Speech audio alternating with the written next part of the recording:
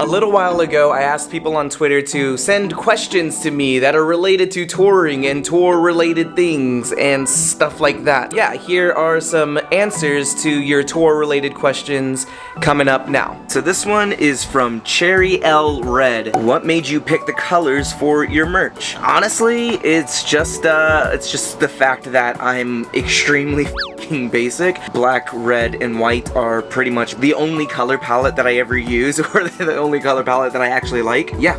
That's pretty much that one. Okay, this one is from In Blame With You. Y'all have done a few escape rooms. Which was your fave and which was the hardest to beat? We did a few from this company called the Escape Game, and I would probably say my favorite one is this one called Prison Break. We split up into teams of 2. It was me, Austin, and Zach, and then in the other team there was Otto and Jeff. And in Prison Break you start in like 2 separate cells, and you can't see each other, but you can hear each other, and you have to like communicate with each other in order to figure out like clues, what do they have versus what we don't have, etc. But I'd probably say the hardest one that we did, which is also from that same company, was this one called The Heist. And basically there was this like rich asshole who was stealing a bunch of art in this like museum or whatever, and we had to like figure out clues to break into his office and steal the art back, or something like that. This one is from @_Delaney_. How do you listen to Tiptoe Through the Tulips for that long without going insane? Delaney. Honestly, it was funny at first. I thought I could handle it. It was a good bit. Today, we're in Denver, and today was the first day that it actually broke down. I just couldn't do it anymore. I hate that song. Oh my god, it's the worst thing in the world. It makes me so tired during the meet and greets. If I seem grumpy today in Denver, it's because I just can't take that song anymore. Okay, this is from @FandomTrash. Same. They want to know, can you confirm if this is true? Quote, when in doubt, turn the ISO up. I don't think so. Usually, the goal is to try and shoot with as low of ISO as possible so that your photos don't completely disintegrate whenever you edit them, but I don't know. Maybe I just haven't heard this one. @PTV Lau, they want to know, how is editing photos on the road versus at home? Is it any different? And there's a huge difference between editing on the road and editing at home. When you're at home, you have like your space. You have your desk, you have your chair and your computer and your, whatever. You have your own bathroom that's right there in case you need it. Your bed is like over there, your couch is over. Like at home, you're super comfortable. I know I just listed a bunch of things that have nothing to do with editing photos, but the whole point is like the comfort level is amazing. However, editing photos on the road, while it's very fun, it's not nearly as comfortable. For the most part, I'm usually trying to share a very, very tiny desk in the back lounge with Lucas, the TM, and he's trying to do like important spreadsheet things and things with business related stuff, and I'm over here trying to like edit photos and plug in hard drives and plug in my my camera and do all these things, and we're like bumping elbows, and it's like trashy, and there's shoes everywhere, and Austin's over here torturing Otto in his bong. Jeff is trying to get me to play Smash. It's a little different, but good question though. Very, very different. So @BleedMagic, aka Nico, wants to know, what's been your fave date so far? Some of the more notable cities were definitely places like Baltimore. Baltimore went off. Anaheim is always a good time. Tampa was really, really fun. All the chickens. For me personally, I really enjoyed places like Chicago and Philly, for example, because I got to meet a lot of really cool people from the streams, and that was really nice. But yeah, Nico, good question. Okay. Where are we today? What's up? We are in Boise, Idaho, and I just completely destroyed everyone in Smash. I'm currently undefeated right now until we play again. This question comes from Cameron RB, @Cameron. Hi Cam, do you have a favorite song to photograph? I think some of the best photos that I've been able to produce are coming out of War Crimes, because it's very, very colorful. There's a lot of really, really intense different like color shifts with the video wall and the lights and everything like that, and it's I don't know, people go pretty hard for that song. Okay, it is 3:54 and we are in Portland and I am catching up on some edits. But I'm also catching up on some questions. So, let's talk about this one. At Kaylee Siri, has anyone gotten sick yet? Funny enough that you should ask. Okay, so I'm pretty sure now at this point every single person has gotten sick except for Jeff and maybe Lucas. I don't know. The thing is that like if Lucas were to get sick, he wouldn't tell anyone. Like Lucas is so like secretive and to himself. Like even if like Lucas like broke an arm or something like that, he'd probably just break it, go to the hospital, get a cast, come back like, yeah, I broke my arm, you know, no big deal. And we're like, what the f, Lucas? Like you don't tell us anything. So I don't know. Maybe Lucas got sick. I don't know. Yeah, like we have all gotten sick and we're trying very hard to not get sick again. Speaking of which, I need to go back to sleep. Okay, this one's a little interesting. This one is from Nod your head to this. Nod your head to this. I feel like I'm looked down upon in my work. What is happening to my camera? Oh my god. I feel like I'm looked down upon in my work. I do photography for a shelter because I'm the youngest. Sometimes I feel left out of the loop on shoots they're doing and I feel more like an obstacle than an asset. Many times my pictures aren't used and I get no feedback. Advice? If you feel like your pictures aren't being used, I would go to whoever's in charge of selecting the photos that are being used and I would ask them, it's like, hey, I noticed that you are not using a lot of the content that I'm giving you.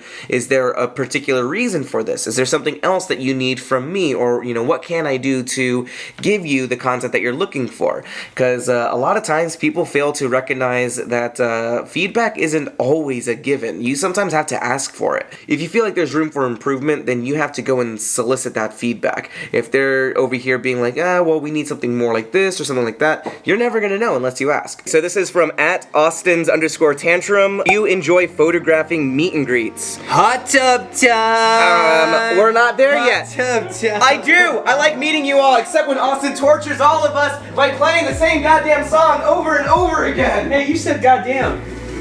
You said it again. Oh no! No, I said goddamn. If I was ever moody during the meet and greets, it's because I'm so tired of hearing that song, and I apologize. Okay, alright, hot tub time. Okay, so _Mads wants to know, does it smell since all shoes are hanging up and full of sweat?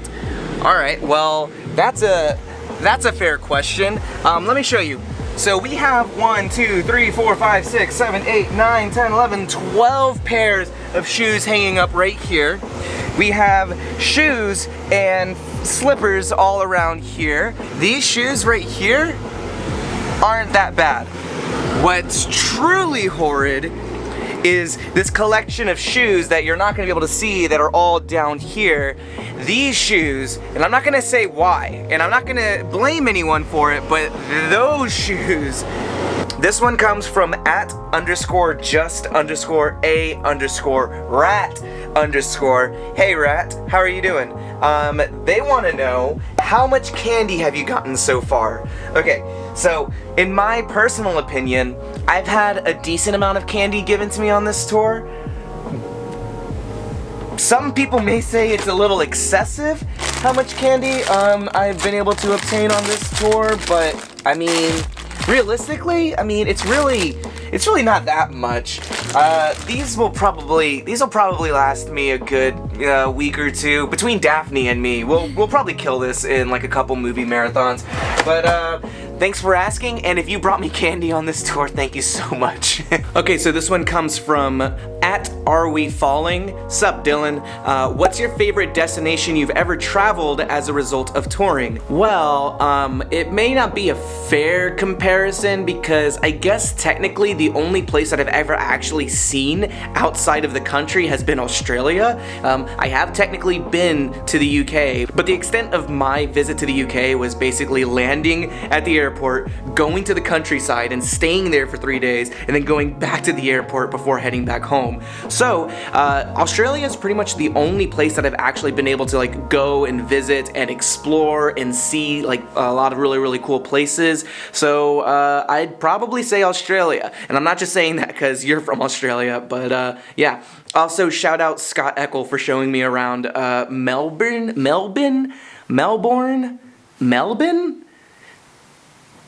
Yeah, Australia is pretty tight. Alright, so this one comes from @NeverBloomMars. How does it make you feel seeing people in your merch? That's a good question. Honestly, I think it's pretty cool. It's kind of weird to get used to. For the most part, it's pretty cool. Like, I don't know, I guess it hasn't really like hit me that people are out here repping like my merchandise, which even just saying the word merchandise already makes it seem and sound way weirder than it probably is. But I mean, I can't complain too much. It doesn't look that bad. I think it's kind of cool. Okay, so this one comes from @RareForParks. Hey Alicia, how are you doing? And they want to know, how cool is it meeting people that watch your streams? It's very strange because it's like you kind of develop like this kind of sense of like knowing a lot of people who come to the streams. You talk to them a lot. You kind of create like these like inside jokes, and you kind of create this rapport via stream. And then whenever you see someone in person, they're like, hey, I'm ADay44, or hey, I'm Dove Emoji, and it's like, holy crap, like I've like talked to you so much and I've like seen your name so many times, but I'm actually meeting you in person. And it's weird because it's like I kind of know you, but I kind of don't know you, and I'm kind of meeting you for the first time, but we've kind of talked before. Either way, it's very awesome. Like, I feel very fortunate to be able to go and like see a lot of people. Yeah, it's been really cool. Good question. @TrademarkLive, what's the best music to listen to on the road? Okay, so I really like beats. I like lo-fi beats. I don't know, I used to listen to like a lot of new music and a lot of like new albums and things that a lot of people are listening to currently while I'm on the road. But I had a talk with Austin about this once, where it's tricky because when you listen to music on the road, it's almost pretty much guaranteed that that music and that album is going to be associated with whatever tour that you're currently on, which can be cool, but it also sometimes cannot be cool. There are definitely other albums that have been released while I'm on the road, and then I'm like, this reminds me of this particular tour, this reminds me of this particular time in my life, and sometimes you don't really want to have that associated with the music. But yeah, I don't know if that's the answer that you were expecting, but yeah, when I'm on the road, I like to listen to very calm, chill, lo-fi beats. Have you ever gotten hit accidentally by a crowd surfer or someone in the crowd? Yeah, absolutely. This stuff, that happens all the time. And honestly, I've had a few people reach out or like DM me or tweet at me or something being like, hey, I accidentally fell on you in the photo pit, or I like kicked you or something, or I'm sorry for tripping you. That's happened before, where people are like running by and they'll trip me while I'm like carrying a bunch of stuff, which is fine. That doesn't bother me at all. Yeah, it does happen, but that's kind of just like an occupational hazard when you're at a rock show that you're gonna possibly get hit by people near you. You just kind of have to be prepared for that. But yes, I do get hit sometimes, and that's okay. This one's from Sarah with no H. Is tour really am bad as people say? I'm genuinely curious. I guess it really depends on what you mean by as bad as people say. There's definitely a misconception around touring where a lot of people really want to be on tour, and they really want to go on the road and see all these different cities and just work at concerts for a living and everything, which is really great. But I feel like a lot of people really underestimate the amount of work and a lot of the physical and mental toll it takes on a person. You're literally living with 9 or more roommates in like a 90 square foot space, and like when you're trying to get good rest, or when you're trying to eat well, or when you're trying to, I don't know, not smell really bad, it could definitely take a lot out of you to do so. And not only that, but when you're on the road, you're at work the entire time. From the moment you wake up all the way until the moment that you fall asleep, you're kind of on the clock. So it's definitely very draining. But I guess to answer your question, is it really as bad? It really depends on how things are going for you in the moment. For me, I've had some tours that were very rough that I don't think about fondly. And then there are a couple of tours where I was like, these were amazing experiences and I had a lot of great memories. And a lot of that is due to the fact that I myself was in a great place when I went on those tours. So it's a good question, but it's just kind of hard to answer. But thank you for asking. Okay, this one comes from @bean_anxious, aka Anxious Bean.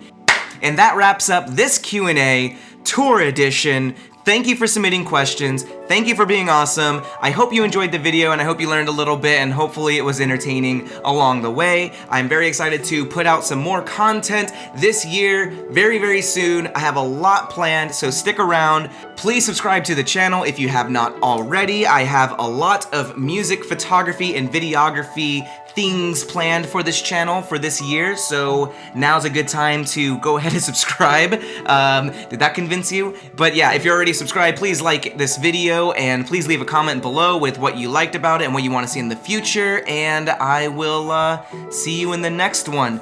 Thank you, everybody. Happy 2020. I don't have anything else to say.